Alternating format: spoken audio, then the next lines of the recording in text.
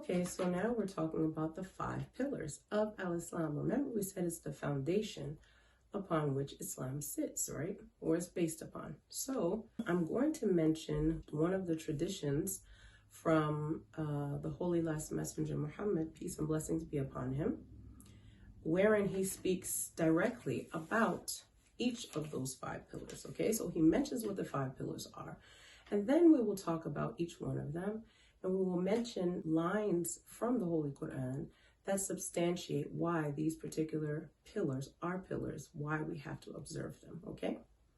So according to the tradition of the Holy Last Messenger Muhammad, peace and blessings be upon him, he says, Islam is established or based upon 5 pillars. Shahada, that is the testimony, the testification that there is no God but Allah, and that Muhammad is his servant and messenger. And that we must establish salah and pay the zakat, the poor tax. So establishing salah is to establish prayer, the 5 daily prayers, and to pay the poor tax, and to perform pilgrimage to the house of the Almighty Creator in Mecca, and to fast during the month of Ramadan, okay? So these are the 5 pillars: the testification, the establishment of prayer 5 times a day, paying the poor tax, making pilgrimage to the holy house in Mecca, and fasting the month of Ramadan. So let's talk a little bit more about the first pillar, which is the testification that there is no God but Allah, the Almighty Creator, and that Muhammad is his messenger. Peace and blessings be upon him.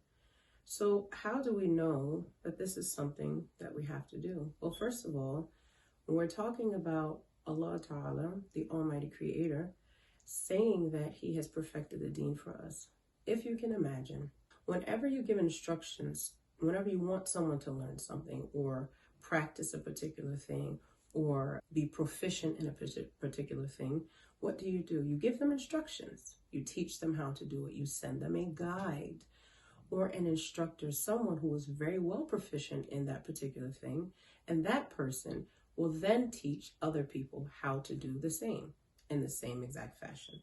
So in that regard, we have the Holy Last Messenger Muhammad, peace and blessings be upon him. And because we have this perfect guide in the blessed Holy Last Messenger Muhammad, peace and blessings be upon him, we are able to use this very tradition from him to understand how we arrange ourselves when we talk about being a Muslim. We know that we have to establish that our deen is established upon these 5 pillars. But then Allah Ta'ala, the Almighty Creator, he expresses in detail or specifically addresses each one of these pillars in the Holy Quran. Okay, so with regard to the Shahada portion, or the testification that there is only one God, right? That there's only one God. So that's the first portion of the testification, right? That there's no God but Allah, the Almighty Creator. With regard to that, Allah, the Almighty Creator, says in the 112th chapter of Holy Quran, say, He, Allah, is one. One, He is one. One and indivisible. Allah, the Almighty Creator, is the sustainer needed by all.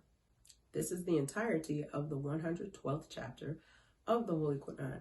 And this particular chapter speaks directly about the oneness of the Almighty Creator. He does not have children. He does not have a mother. He does not have a father. He does not give birth, nor was birth given to him, nor was he born, right? So this is what this particular chapter in the Holy Quran is speaking about. It is direct proof to the previous statement that I spoke about earlier when we talked about the 5 pillars. Remember, I said the Prophet, the Holy Last Messenger Muhammad, peace and blessings be upon him, gave us those 5 pillars in his traditions. He told us what those 5 pillars were. And the first of the 5 pillars was that there is no God but Allah, and that Muhammad is his messenger. So Allah Ta'ala says in his holy book that he is one and there's no one comparable to him, okay? So we know for a fact that When we testify that there is no God but Allah, we are saying there is no one but Him. He is alone. We worship Him solely, indivisibly. There's no one comparable to Him. This is what we're saying when we say we testify that there is no God but Allah. But then further, the second half of the testification says that Muhammad is His messenger. Muhammad is the messenger of Allah. Well, how do we know that is the case? Well, again, going back to Holy Quran says in the 33rd chapter, the 40th line, it says, Muhammad is not the father of any of your men, but he is the messenger of Allah. He is the messenger of Allah and the seal of the prophets. Okay? This is the 33rd chapter of the Holy Quran, the 40th line of that chapter. Okay, so this here is our direct proof substantiating that, yes, Muhammad, peace and blessings be upon him, is the messenger of Allah, the Almighty Creator.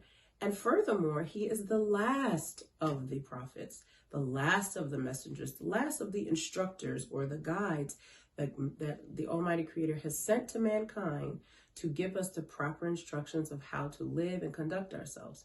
With regard to Prophet Muhammad, or the Holy Last Messenger Muhammad, peace and blessings be upon him, he is the one who came with this perfect deen, this perfect way of living, and he is the one whom we follow in every aspect of our lives.